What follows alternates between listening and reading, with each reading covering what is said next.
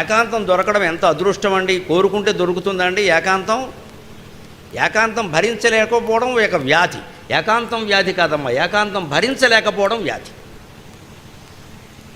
అంటే ఒంటరితనంతో బాధపడుతున్నాం, ఒంటరితనంతో సుఖపడాలి, బాధపడడం ఏంటి అంటే మన మనస్సుకి ఎప్పుడు ఏం కావాలంటే 10 మంది కూర్చుని డమడమా పొగుడుకుంటూ తిట్టుకుంటూ, ఈ ఇద్దరిని తప్ప మిగిలిన ప్రపంచం అంతా తిట్టుకుంటారు. అందులో ఇద్దరు వెళ్ళిపోయి ఇంకోటి వస్తే మళ్ళీ వాడిని కలిపి వీడిని తిడతాడు, వెళ్ళిపోయిన వాడిని. సరిగ్గా మనం చేస్తున్న భాగవతం ఇది.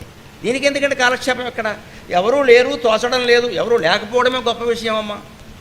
ఎందుకు తోచలేదు? మనలోకి మనం వెళ్ళలేం, మనలో ఉండే ఆత్మని మనం చూడలేం. ఎప్పుడూ నలుగురు ఉంటూ ఉండాలి, డబ్బా కూర మాటలనే మాట్లాడుతూ ఉండాలి. ఇక్కడ ఆశమ్మ బోసమ్మ ఎవరింట్లో కబుర్లో మన దగ్గరికి పట్టుకొచ్చి చెప్పాలి. మరి మన ఇంట్లో కబుర్లు వాళ్ళు చెప్పుకుంటే మనకు మంట, మరి వాళ్ళ కబుర్లు మనం చెప్పుకున్నా వాళ్ళకేమంటాయి కదా.